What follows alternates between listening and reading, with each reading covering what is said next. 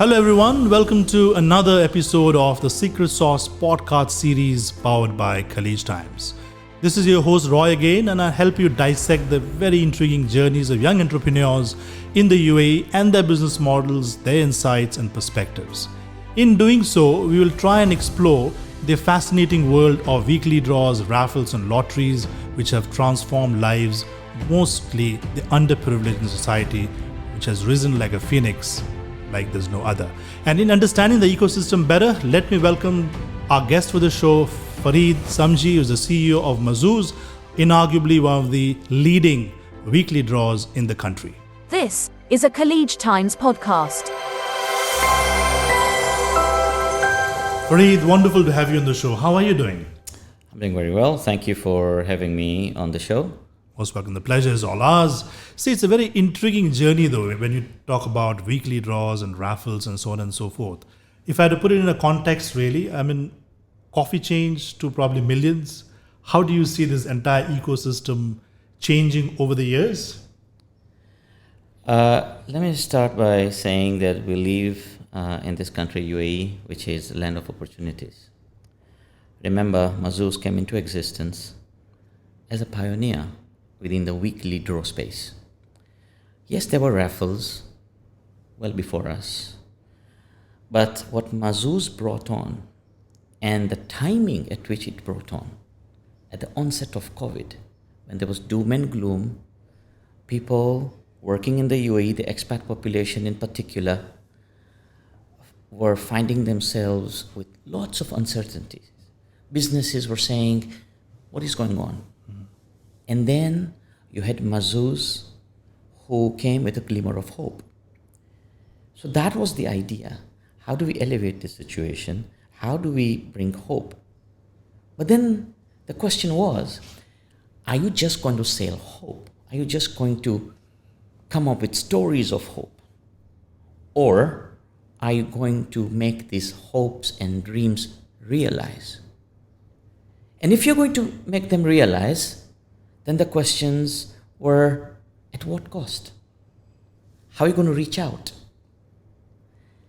And how realistic are your chances of winning, your chances of attaining that dream that is being promised?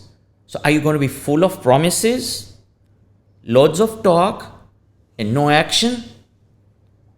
Or you're going to have money, you or your mates or your friends are going to see money coming on their way. Affordability, the chances of winning something, they are realistic chances of winning something. And how much is that price? And I can tell you that we got it right, because the trends that we have seen during COVID times, after COVID times, have enabled us to go strength to strength. And you know what's the proof of that? It's the amount of winners we create. You want to know, or anybody out there wants to compare draws like Mahzooz, you got to look at how much money is being given out, not just taken in, given out in prizes. How many winners are you creating? And this so-called top-end jackpot prize, is that winnable? How many times it has been won? Those are the key things. And if you use those yardsticks, the real yardsticks, Mahzooz comes on top. And no wonder, Mahzooz is the UAE's favorite draw. Wonderful. And yes, the stakes are much higher in terms of somebody, looking at a weekly draw in Mahzooz and coming out a winner. But having said that, and some research says that probably the chances of you matching those numbers were probably 1 in 14 million. So the winnability percentage really in terms of randomizing numbers and all of that, it's probably more than fate, algorithms, iteration. How do you explain That's it? an excellent question you ask. And I'll try to make it as easy as possible. Because it's a very sensitive area. And I'm so glad you asked that question. Yes, when you participate in draws, in our draw, there are two elements. There is an element where you pick numbers, 5 numbers out of 49, and if you match all 5, 4 or 3, you get prizes at different levels. That is one part of the draw. The other part of the draw, in 2022, at some point, we brought the element of a raffle. That no matter what numbers turn up, all the participants enter into a raffle draw where there is 1 million guaranteed winner. And the idea is that in a year, at the very least, we want to create 52 millionaires. To date, we have created and fully paid out 44 or have created 44 millionaires. That is a fact. Very interesting. Let me probably bring along a bit of a social construct, right? Sure. It's always a trade-off between what you can probably save, no matter the volume, and probably partaking a bit of that amount to probably invest in a weekly draw, right? So how do you respond to the school of thought which says that probably we are putting people on a course which probably relies more on luck by chance rather than putting their savings in, probably even if they save those kind of savings, which they'll be addicted to, because if they win probably once at all, if even though they don't win, they'll see the winners around them, which propels them to probably buy more weekly draws, and that becomes a bit of an addiction as well. So how do you help deconstruct that particular notion that yes, you can, but do it well and do it on an educated basis? You see, first and foremost is the cost structure. We consciously made a thought, unlike others, where you go to enter 500 dirhams, 400 dirhams, 200 dirhams, 250, even 100 dirhams or 50. We ensured that the price entry was very realistic, very easy to enter. Even somebody earning 1,000, 2,000 dirhams a month can elect to participate in just one draw a month. They don't have any user journeys or restrictions or conditions that, oh no, you have to play all 4 draws in a month or participate in all 3 in a month. So we are very cognizant that it is your decision. It is your idea. It's very affordable. And yes, if you want to enter into a particular draw in a particular time of the month, you should be able to do it. This is one. Cost of entry, I did mention to you that it's one of the cheapest. Sure. And the third is that we do have our computer systems geared up so that if we do notice patterns of unusual participation, so we have a cap that you can only participate, it's a higher cap. Correct. But we don't want somebody to bet their mortgage on something like this. So we do have those caps in place to ensure. And the last thing is that there is also that if any drawer or family member or anybody wants to come up to us and say, look, I want to abstain, or I want to, then we will entertain those ideas and those queries also. But thank God, up to now, we have not had a single case of that happening. The patterns are also very, people are playing responsibly, participating responsibility, and we don't see these unusual patterns. Wherever somebody is buying 10 tickets, that's mainly because there are, and we are aware of them, although we only take subscription from one person, but that person might be playing on behalf of his mates or colleagues at work or family, and they sort of gang up together to buy 10 tickets. Right. And there are probably 20 people behind it. Okay.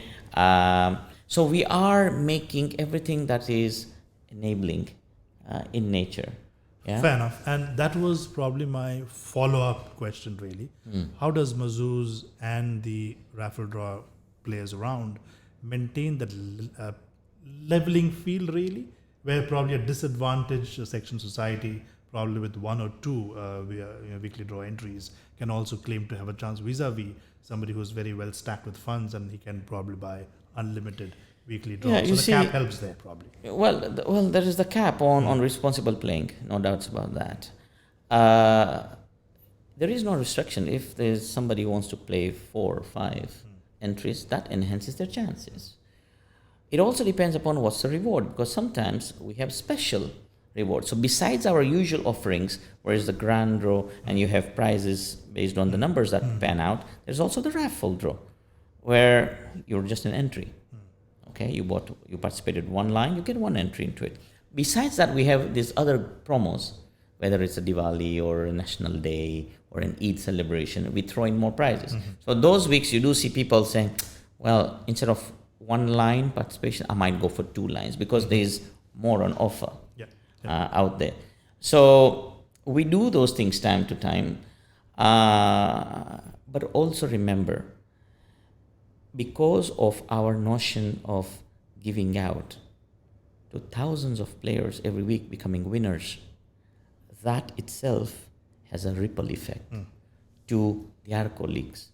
Do you think that probably the occurrence of so many players around and so many winners around, it is also because of the fact that it's happening in the UAE or let's say the Middle East region, which is known for more like transparent, ethical, moral values, and that probably gives a sense of comfort, even probably to the aspirants? There's no doubts about that the fact that we are in the UAE, we do follow a certain standard. From the machines that are used, they were not manufactured here. They came from a globally renowned provider from the US. We don't have one machine, we have 3 machines.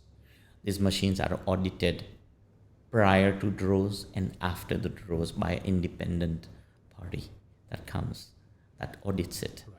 All the balls are measured. So absolutely, what you're saying is correct, that there is a strict code and compliance manual that we follow so that the outcome is independent and fair. And based in UAE, yes, we do adopt global best standards. Correct. And that is reflected on the winners that have been coming out. I mean, if you look at the kind of winners who have been winning and their stories and the life transformation. Right. So how do you see this playing out in the future? Yes, there's a lot of traction on the ground. Winnability is more. But having said that, if you look at the global numbers, really, I mean, the largest lottery, raffle, weekly draw markets, you have North America, then you have Europe, then you have Asia Pacific, South America, and then there's the MENA region, which is growing though. How do you see this trend changing very quickly over the next couple of years? I think if you look at the entire product as the offering, I think that's where there'll be winners and losers. Your offering, your price points.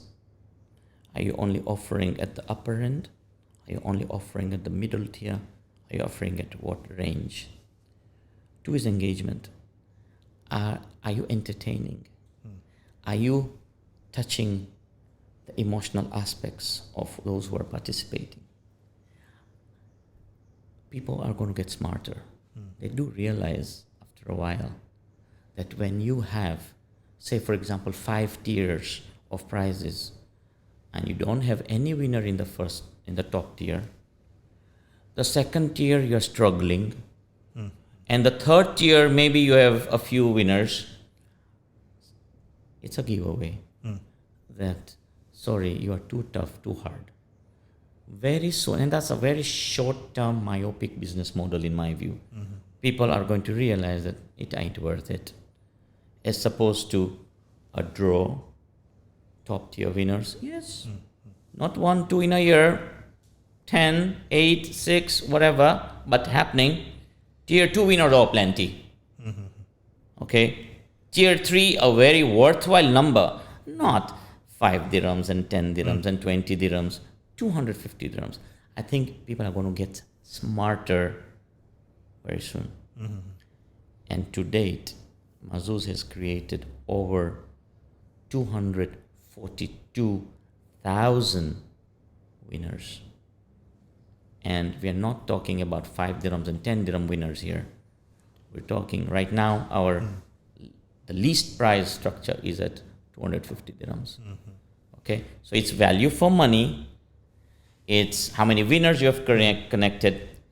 but also the emotional, the social impact side of it.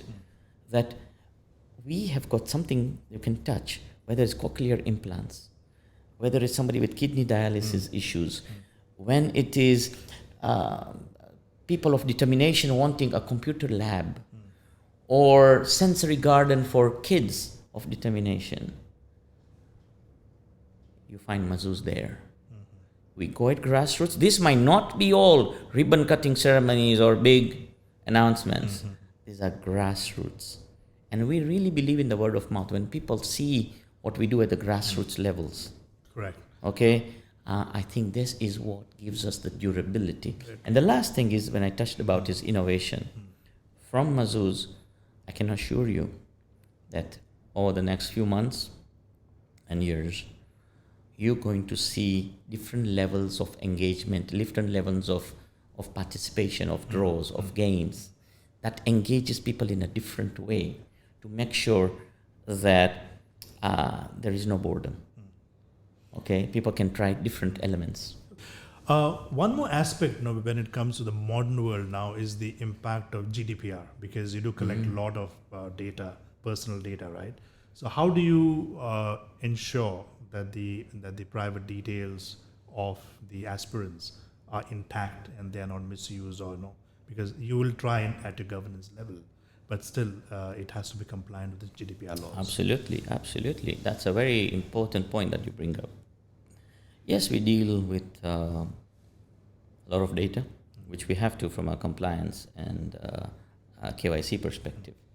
So there is no denying that we do take data insofar only as we are required to. So we don't look at patterns and, oh, you're a participant, so do you eat brown bread or white bread? We don't go to that level of data. But there is a core basic piece of data that we need to collect, and which we do collect at the time of registration. However, we are compliant with the privacy and data protection statutes that are there for UAE, and if it goes to full GDPR, we are well and more than geared up to observe that. In fact, 2 years ago when we launched, we adopted our model on the GDPR framework from Europe.